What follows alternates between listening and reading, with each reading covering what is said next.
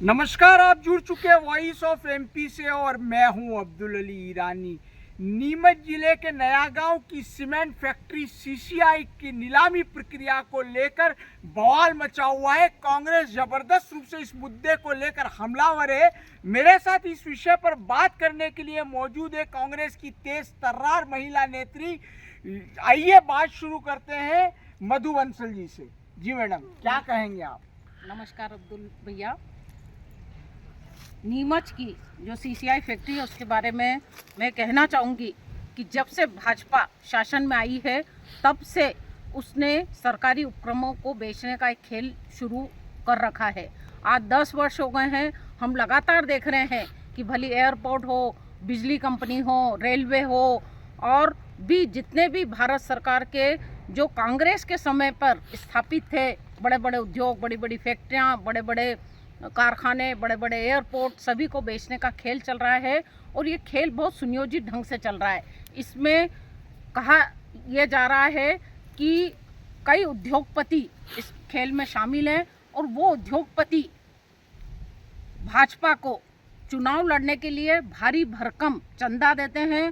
उस चंदे की रकम से भाजपा केवल और केवल सांप्रदायिक मुद्दे उछालकर, हिंदू मुस्लिम कर सत्ता में आती है और सत्ता में आने के बाद जो कांग्रेस के समय पर जनता के लिए, जनता की भलाई के लिए और इस देश को सर्वांगीण विकास करने के लिए जो उपक्रम बनाए गए थे वो सब उपक्रमों को एक एक करके बेचती जा रही है। इसी क्रम में हमारा जो नया गांव का सीसीआई प्लांट है उसको भी नीलामी के लिए आज की तारीख वो तय की गई है। विडंबना ये है कि जो विज्ञप्ति प्रकाशित हुई है वो उसे न तो पारदर्शिता के साथ प्रकाशित किया गया है, उसे देश के जो प्रमुख अखबारों में, प्रमुख समाचार पत्रों में कोई स्थान नहीं दिया गया है। गुपचुप तरीके से केवल 1-2 जगह उसका प्रकाशन किया गया, केवल ऑनलाइन किया गया है।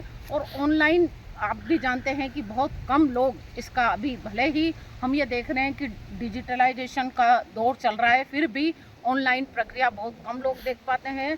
अगर भारत सरकार के इस उपक्रम के पीछे सही नियत होती तो निश्चित रूप से पूरे पारदर्शिता का ध्यान रखा जाता और इसे सभी समाचार पत्रों में प्रमुखता से छापा जाता। दूसरी बात यह है कि जो उपक्रम 2019 में 200-250 करोड़ में बिकने वाला था, उस उपक्रम को केवल और केवल 4 करोड़ की जो औपचारिकता है शुरुआत करके 44 करोड़ पे खत्म करने की, बोली लगाने की जो बात आई है, शुरुआत की जा रही है, वही अपने आप में बहुत ही आश्चर्यचकित करने वाली है। और यह इससे साफ जाहिर होता है कि भारतीय जनता पार्टी का जो भ्रष्टाचार का खेल है वो चरम सीमा पर चल रहा है।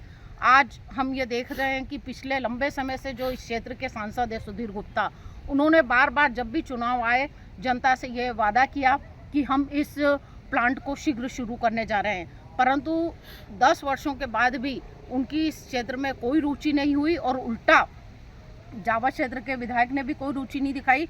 और अब जब आज उस प्लांट को बेचने की तैयारी हो गई है तो अब ये सीमेंट प्लांट शुरू होना केवल एक सपना रह गया है और जनता के साथ बहुत बड़ा धोखा हो रहा है। और इस धोखे में कांग्रेस पार्टी चुप नहीं रहेगी। आज हमारे प्रवक्ता आ रहे हैं और निश्चित रूप से प्रेस कॉन्फ्रेंस के माध्यम से हम अपना विरोध प्रदर्शन दर्ज करा रहे हैं। उसके बाद हम निश्चित रूप से हमारे संगठन के वरिष्ठ पदाधिकारियों के मार्गदर्शन में चरणबद्ध आंदोलन करेंगे और इसका विरोध करेंगे और आवश्यकता होगी तो हम इसे कोर्ट तक ले जाएंगे।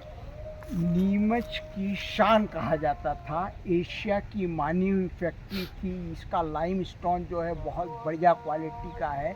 इस पूरे मामले को लेकर ये कहा जा रहा है कि नीमच के साथ इस तरह की प्रक्रिया अपना के जो नीलामी की जा रही है वो एक तरह से धोखा है। क्या कहेंगे आप? बहुत बड़ा धोखा है, बहुत सुनियोजित ढंग से यह कार्य किया जा रहा है। देखिए 2019 के पहले के जो लगभग इस फैक्ट्री को बंद हुए 27 वर्ष हो गए और भाजपा जब से शासन में आई है तब से हम देख रहे हैं कि इस नया गांव के आसपास की जो ज़मीन है, निश्चित रूप से आपने जो कहा वो बिल्कुल सही है कि यहाँ का जो स्टोन है वो एशिया का नंबर 1 है। और यही कारण है कि इसके आसपास तमाम फैक्ट्रियां हैं, विक्रम सीमेंट फैक्ट्री हो या अभी जो प्राइवेट फैक्ट्रियां शुरू होने जा रही है, वंडर सीमेंट है, निम्बाड़ा के आसपास की है। और अभी लेटेस्ट में ग्राम सगराना में 700 बीघा ज़मीन प्राइवेट कंपनी को दी गई है और उसमें भी सीमेंट फैक्ट्री ही डलने जा रही है। मुझे ये लगता है कि निश्चित रूप से जो सगराना की फैक्ट्री शुरू की जानी है उसी को लाभ पहुंचाने के लिए और उसी फैक्ट्री के अंदर इसका जो सामान है वो कहीं ना कहीं एडजस्ट करने के लिए यह खेल खेला गया है। सुनने में ये आ रहा है कि जो सगराना की फैक्ट्री है वह भी भाजपा के बहुत बड़े वरिष्ठ नेता के पुत्र की है और निश्चित रूप से सीसीआई को के पुत्र की है और निश्चित रूप से सीसीआई को जो बेचा जा रहा है और जिसकी नीलामी की जा रही है बहुत सस्ते में, निश्चित रूप से ये सगराना की फैक्ट्री को लाभ पहुंचाने की सीधी सीधी मंशा नजर आती है।